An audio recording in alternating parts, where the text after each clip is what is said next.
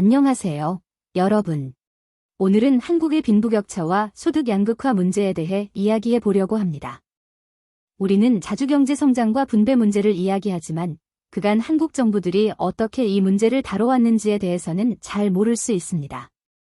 오늘은 각 정부가 추진한 경제 정책들이 소득 불평등에 어떤 영향을 미쳤는지 살펴보겠습니다. 먼저 소득 불평등을 평가하는 주요 지표인 지니계수와 소득 5분위 배율을 알아보겠습니다. 지니계수는 소득 분포의 불평등 정도를 측정하는 지표로 값이 0에 가까울수록 평등, 1에 가까울수록 불평등을 의미합니다. 소득 5분위 배율은 상위 20% 소득을 하위 20% 소득으로 나눈 값으로 이 값이 커질수록 소득 격차가 크다는 뜻입니다. 이 두 지표를 통해 각 정부 시절 소득 양극화가 어떻게 변했는지 분석해 보겠습니다.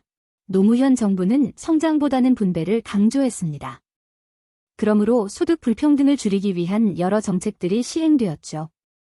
하지만 결과적으로 지니계수는 계속해서 상승했습니다. 2003년 노무현 정부 첫 해의 지니계수는 0.283이었고 이후 계속 상승하여 2007년에는 0.316에 도달했습니다. 이 기간 동안 소득 5분위 배율은 7.23배에서 7.64배로 증가하며 소득 불평등이 심화되었음을 보여줍니다. 노무현 정부의 분배 중심 정책에도 불구하고 소득 불평등이 악화된 이유는 분배 정책이 경제 성장과 연계되지 않았기 때문입니다. 즉, 경제 성장률이 낮거나 정체된 상황에서는 소득 불평등 문제를 해결하기 어렵다는 점이 드러났습니다. 이명박 정부는 경제 성장을 우선시한 정책을 펼쳤습니다. 이 정부에서는 소득 불평등이 개선되는 경향을 보였는데요. 그 이유는 성장 중심의 정책이 하위 소득층의 소득을 높이는 데 긍정적인 영향을 미쳤기 때문입니다. 2008년 이명박 정부가 시작되었을 때 지니계수는 0.319였고 2009년에는 0.320으로 소폭 증가했지만 그 이후 2010년부터 2012년까지 지니계수는 0.310까지 낮아졌습니다. 이는 소득 분배가 소폭 개선되었음을 보여줍니다.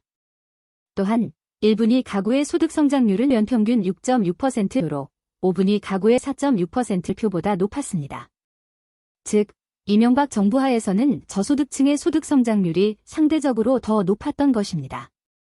이를 통해 경제 성장이 소득 불평등을 어느 정도 해결하는 데 기여했다는 분석이 가능합니다. 박근혜 정부는 이명박 정부와 마찬가지로 성장 중심의 정책을 지속했습니다.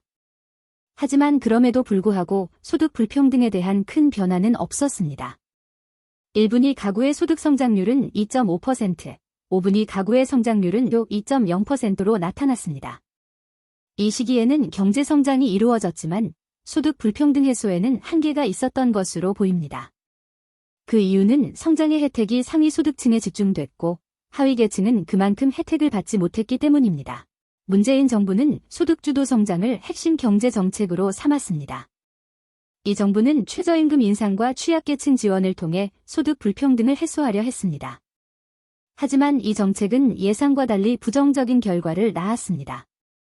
2018년 2분기 가계동향 조사에 따르면 저소득층의 소득은 절대적으로도 상대적으로도 감소했습니다.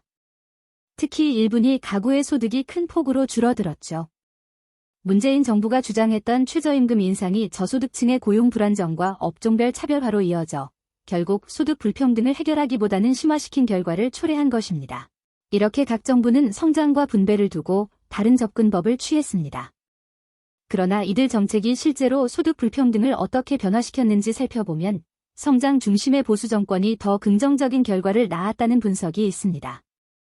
예를 들어 이명박 정부는 경제 성장과 함께 소득 불평등을 일부 해결했지만 노무현 정부와 문재인 정부는 분배 중심의 정책을 펼쳤음에도 불구하고 소득 양극화가 심화되었습니다. 경제 성장과 분배를 동시에 고려하는 균형 잡힌 정책이 필요하다는 결론을 내릴 수 있습니다.